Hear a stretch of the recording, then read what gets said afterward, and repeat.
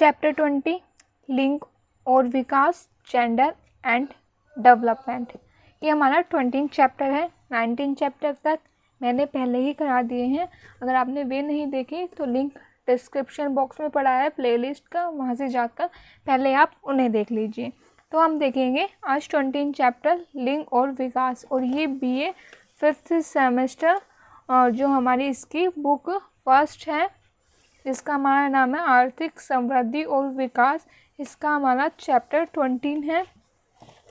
19 chapter तक मैंने पहले ही करा दिए हैं। आज हम चैप्टर 20 देखेंगे।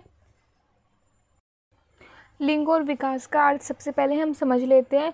लिंग और विकास का हमारा अर्थ है यानी विकास के डेवलपमेंट में किसी देश का जब विकास डेवलपमेंट हो रहा है उसमें आपको जेंडर बायस नहीं करनी, यानी लिंग में भेदभाव यानी स्त्री और पुरुषों में भेदभाव नहीं करना। उन्हें समान अवसर प्रदान करने, समान शिक्षा, समान स्वास्थ्य, समान आय, सबके समान अवसर प्रदान करने हैं। कोई बायसनेस, कोई भेदभाव नहीं करनी है। मतलब विकास में दोनों को समान अवसरों के साथ विकास करना बताया है। इसमें लिंग और विकास है मतलब महिलाओं और पुरुषों में भेदभाव नहीं करना, उनमें समान शिक्षा के, स्वास्थ्य के और आय के समान अवसर प्रदान करना, भेदभाव नहीं करना। यही है लिंग और विकास का हमारा अर्थ। बस आपको इस चैप्टर में और कुछ भी जानने लायक नहीं था। आपने इसका अर्थ जान लिया है कि ये विकास में लिंग का यानी मतलब स्त्री पुरुषों में भेदभाव नहीं करना, उनके रोजगार के समान अवसर प्रदान करना, शिक्षा में समान भागीदारी देना, महिला सशक्तिकरण करना, ये सभी हैं आते हैं। ये देखो इसमें भी दे रखा है, ये लैंगिक समानता, लैंगिक निष्पक्षता होनी चाहिए, जेंडर इक्वालिटी होना चाहिए, लैंगिकता का मुख्य धारा में लाना, महिला सशक्तिकरण, वुमेन एम्पावरमेंट, लिंग तथा मानव विकास सूचकांक, जेंडर एंड ह्यूमन डेवलपमेंट। तो इसमें ये सब शामिल है। हम आगे भी देख लेते हैं। तो बस इसमें ये अर्थ ही जानना था, इसमें और कुछ भी खास नहीं है। श्रम, लिंग और श्रम भागीदारी। महिला श्रमिक बल भागीदारी विकास की चालक है, इसलिए भागीदारी दर किसी भी देश में अत्यंत तीव्र गति से विकास गति से क्षमता को प्रदर्शित करती है। बस यही दे रखा है, जो इसमें जानने लायक था वो मैंने आपको बता दिया। इसमें और कुछ खास नहीं है। मतलब वही है जो मैंने आपको बताया कि समान अवसर, समान शिक्षा प्रदान करना और विकास में महिलाओं और पुरुषों में भेदभाव नहीं करना, उन्हें सबको समान आय भी प्रदान करना। ये नहीं कि पुरुषों को अधिक और महिलाओं को कम। ऐसा होता है ना, पहले तो होता था, आपका मुझे पता नहीं, पहले तो होता था कि पुरुषों को ज़्यादा आय दी जाती थी मजदूरी के या किसी काम के बदले, और महिलाओं को कम, क्योंकि सोचते थे महिलाएं कम श्रमिक मतलब कम काम कर पाती हैं पुरुषों के मुकाबले, तो उन्हें कम इनकम दी जाती थी। ठीक है, तो इसमें यही कहा है कि उन्हें कोई कम इनकम नहीं देना, समान अवसर प्रदान करना, समान शिक्षा, सब समान होना चाहिए, भेदभाव कुछ नहीं होना। यही है लिंग और विकास का अर्थ। महिलाओं और उनका विकास, अंतर्राष्ट्रीय परिदृश्य। ठीक है, ये सब इसमें दे रखे हैं। आप ये मैं आपको दिखा रही हूँ, है ना, आप इसे देख भी सकते हैं। वैसे जो इसमें जानने लायक था वो मैंने आपको बता दिया है, और इसमें इस चैप्टर में कोई कुछ खास नहीं है जो मैं आपको बताऊं। ठीक है, ये इसमें वैसे पूरा दे रखा है, मैं आपको पूरा दिखाऊंगी। बस जो जानने लायक था वो मैंने बता दिया। ये देखिए अनुच्छेद में भी दे रखा है।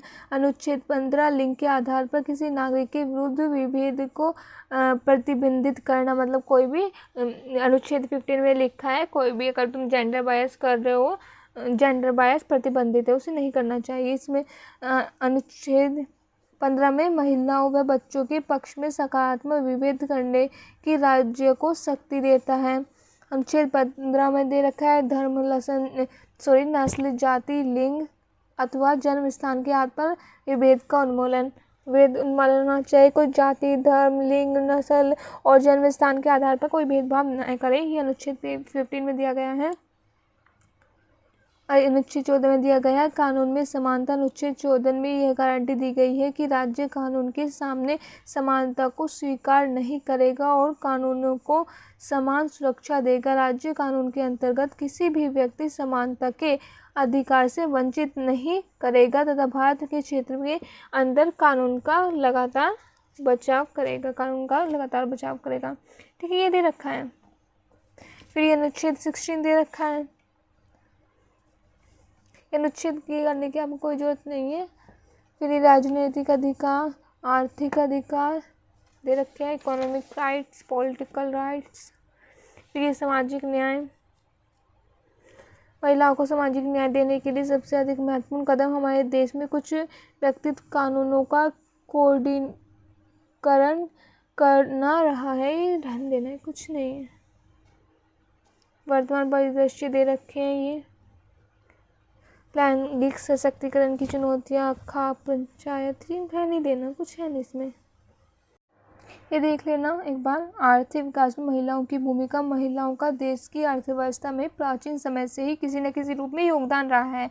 महिलाओं में आर्थिक व उत्पादन कार्यों का निर्धारण मानव सभ्यता के आरंभिक काल से ही होता रहा है, क्योंकि आखिर युग में यद्यपि महिला शिकार नहीं करती थी, किंतु उनको परिवार में ही रहकर कोई न कोई कार्य करती थी, जैसे अनाज साफ करना, उसे काटना, छानना, पीसना इत्यादि प्रमुख कार्य थे। जब पशुपालन युग शुरू हुआ तो उसमें भी महिला विभिन्न घरेलू कार्य करने पड़ते थे, जिसमें पशुओं की देखभाल करना, दूध से अलग अलग व्यंजन बनाना, पशुओं की सेवा, टहल करना इत्यादि प्रमुख थे। इसके पश्चात जब कृषि युग में आया तब महिलाओं ने भी विभिन्न घरेलू कार्य करने पड़ते थे।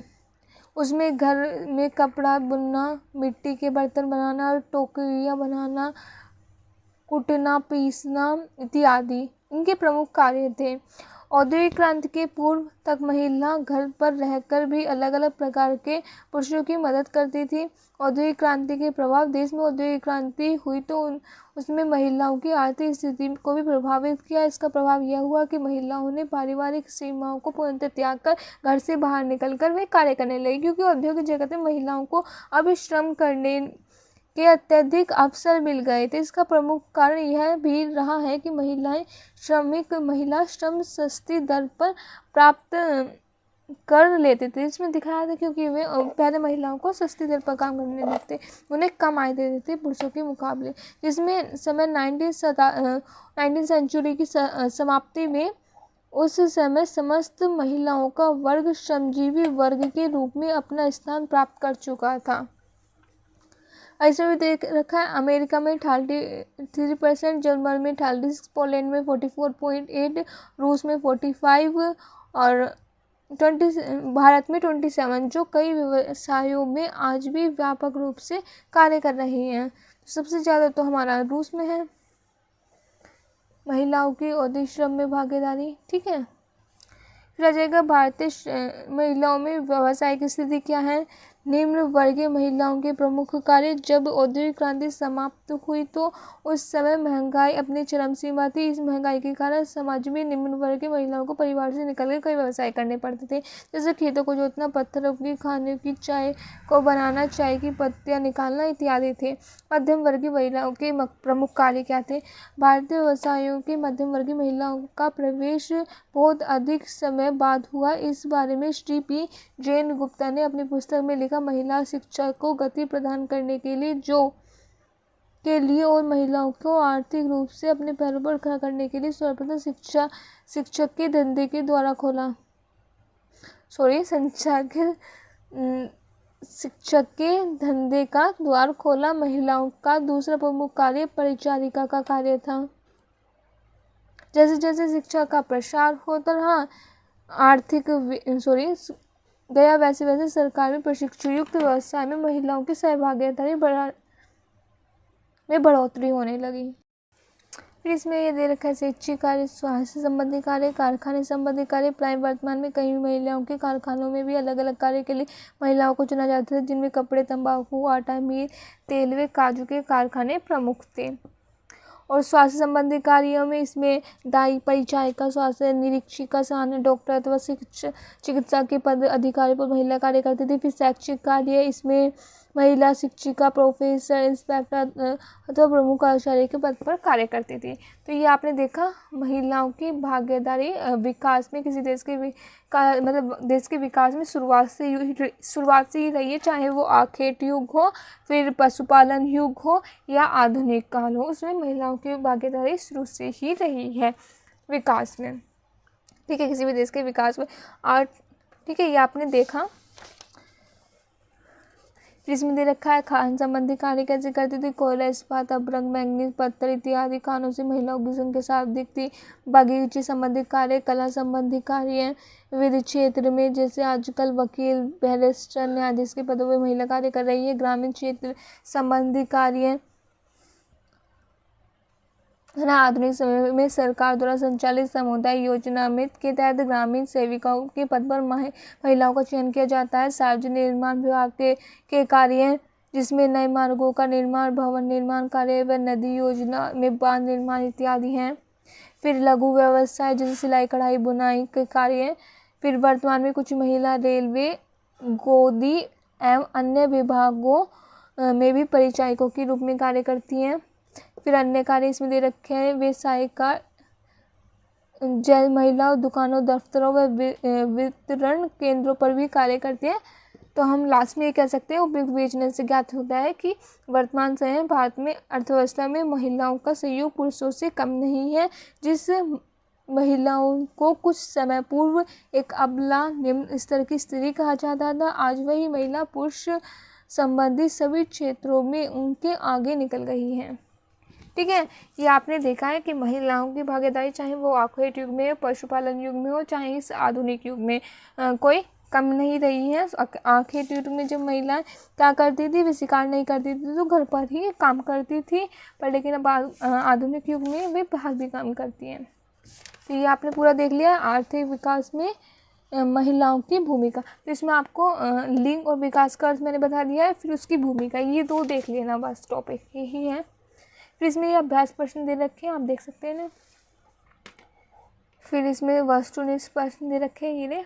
ठीक है, तो चलिए अब मिलते हैं अगले वीडियो में, जिसमें हम देखेंगे चैप्टर 21।